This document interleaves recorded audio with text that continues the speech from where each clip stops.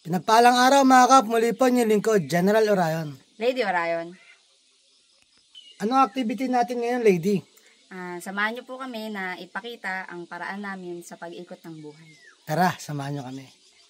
Dyan nga pala tayo uli ngayon pupunta mga kap. At ipapakita namin sa inyo ang ibig sabihin ni Lady. Tara, samahan nyo kami.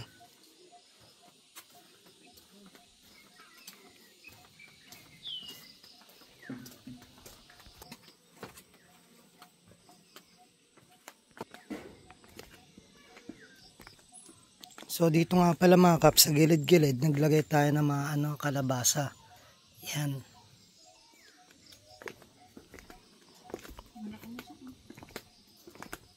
Mag-ano na rin tayo nito. Kakat na natin yan at magta-transplant tayo or paparamihin natin. Ano nga pala ibig sabihin namin mga kap sa sa ikot ng paraan ng pag-ikot ng buhay na paraan namin. So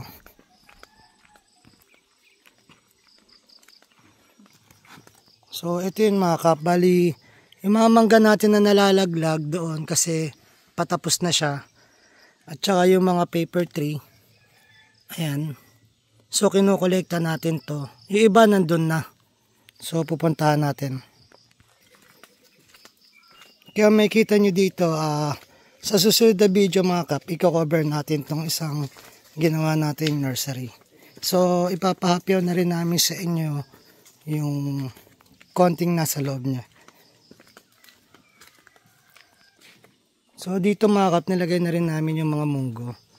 Ayan, mga munggo yan. So hindi na natin lalapitan.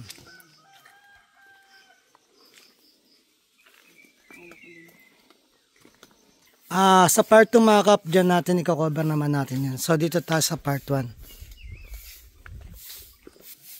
So ito nga rin pala mga kap yung buto ng paper tree.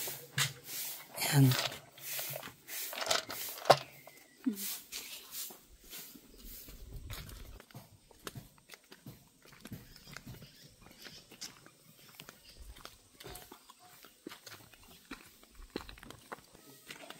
So mga kap, andito nga pala yung ibang nakolekta natin na mga mangga. Ito, so ito yung mga nalaglag. Tsaka yun, may kita nyo din yung paper tree. Papakain natin sa ating mga manok. Tara. Okay, balik tayo dun sa sinasabi namin paano nga pala yung cycle na gagawin natin. Pag nalaglag siya sa puno, kukunin natin. Tapos ipapakain natin sa ating mga alaga, sa mga manok, sa mga kambing. Tapos, yung mga magiging buto nyon, mga kap, dadamputin natin kasi tinitira nila yung buto eh. So, dadamputin natin, patutuyuin natin, tsaka natin yun ipupunla. Yun, bali mabubuhay siya uli. Nakapakinabangan natin siya, napakain natin sa mga alaga natin na natural. Tapos, ayun na nga kap, libre pa siya dahil nga nalaglag lang siya sa puno natin. Tapos, natulungan niya pa tayo na mabalatan yon, mapakain natin sa kanila at may punla natin, may tanim natin.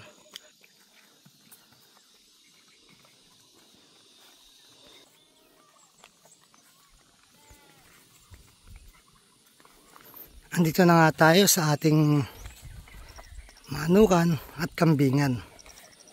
So yan mga kapo, kinain ng kambing. May nauna na kasi kami dito na nakalagay sa basket. So sabi ko mamaya na ipakain, ilagay muna dito. Kaso nandito nga naman yung kambing. At ayun, may kita nyo yung mga boto. So ayan mga kap, pag natuyo yan, nung ipupunla natin. Kung may kita nyo nga dun sa nursery.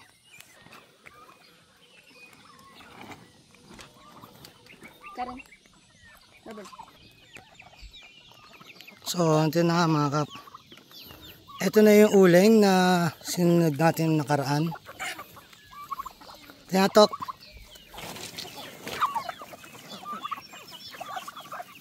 Ayan mga kap, hinog na siya. O, diba? Buti pa yung mga manok. Pinagbabalat ni Tok. At saka ni Jo Marie. Bago pa kainin. Mga kap, ba't nga pala nila binabalatan? Kasi kung mga kambing kaya nilang buksan. Pero mga kap, yung mga manok nahihirapan sila. Kaya ang gagawin natin is babalatan nila bago nila ibigay. Makikita nyo naman kung gaano sila tuwan-tuwa. Ibig sabihin mga kap, bali natural sila. Ito mga kap, isang example na kinokolekta namin. Tsaka namin to itatanim. So double purpose na siya.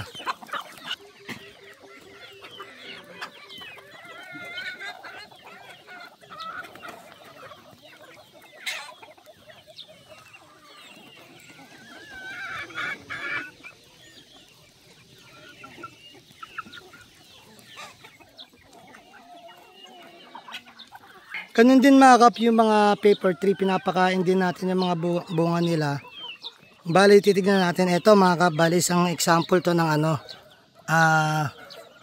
Pag nakain na ng mga kambing o manok yung ano, ang dumi ng kukok ko, pasensya na, at sa bukid ganyan talaga. Ayan. Ito ang mga nakolekta namin sa buto ng paper tree. Ayan.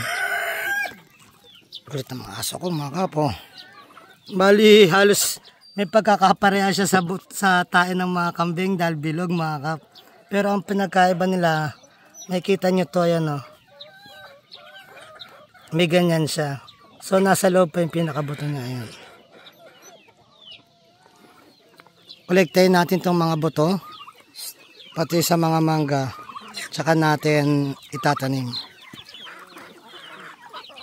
So yan, may pupunla namin mamaya yan.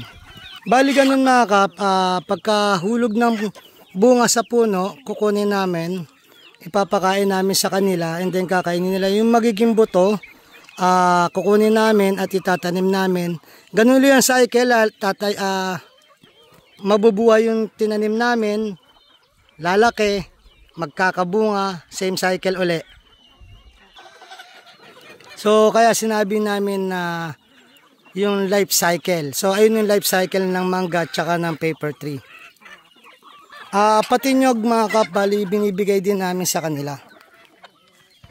So yun mga kap, binubuksan din namin yung mga nyog. Tapos ipapakain din sa kanila yan.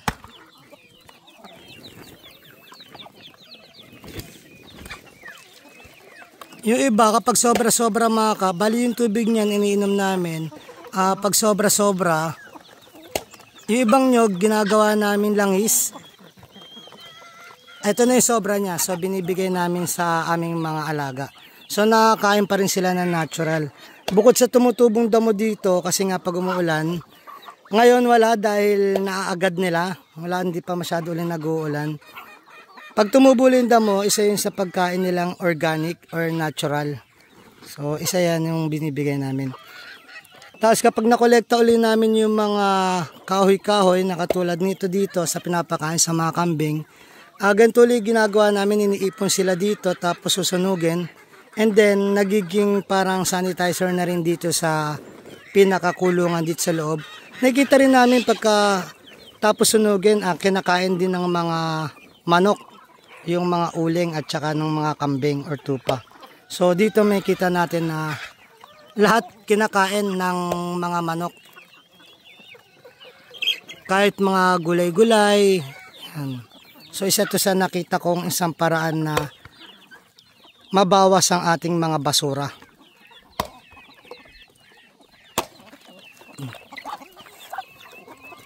Saglit lang po yan.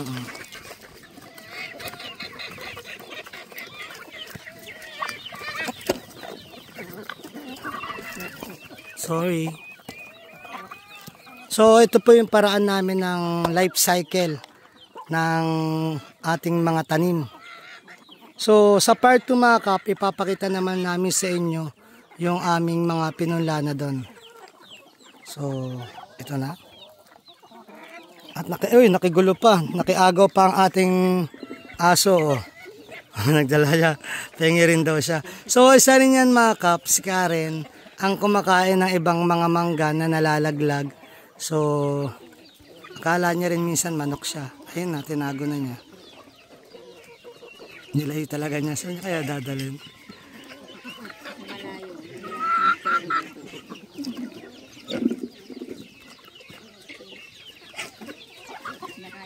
Ayun.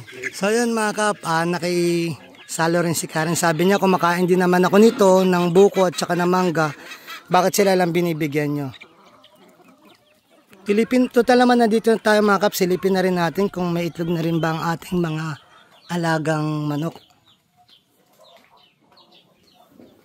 So dito yung itlogan nila mga kap. May naglilimlim na. Sorry. Ayun, 13 pieces. Sorry at naistorbo kita. So ito mga kap, meron na rin dito. So yun lang mga kap, bali dalawa pa lang yung merong may itlog doon at saka dito. So mukhang breeding season na rin nila ngayon at saka ng mga ating mga kambing. So yun mga kap, naisama namin kayo dito at ito yung part 1 na salamat sa pagsama sa amin dito. So update namin uli kayo. Muli po yung lingkod, General Orion. Lady Orion. Nataos puso po nagpapasalamat sa inyo na walang sawang panonood sa aming mga video at live. Na sana po gabayan kayo ng Panginoon, sampunan inyong mga pamilya, na sana po humingi tayo ng gabay sa Kanya, sa isip, sa salita at gawa, upang magampanan natin tungkulin natin dito sa mundong ibabaw na naayon sa Kanyang mga kagusto at mga kahilingan. Muli po, maraming salamat. God bless.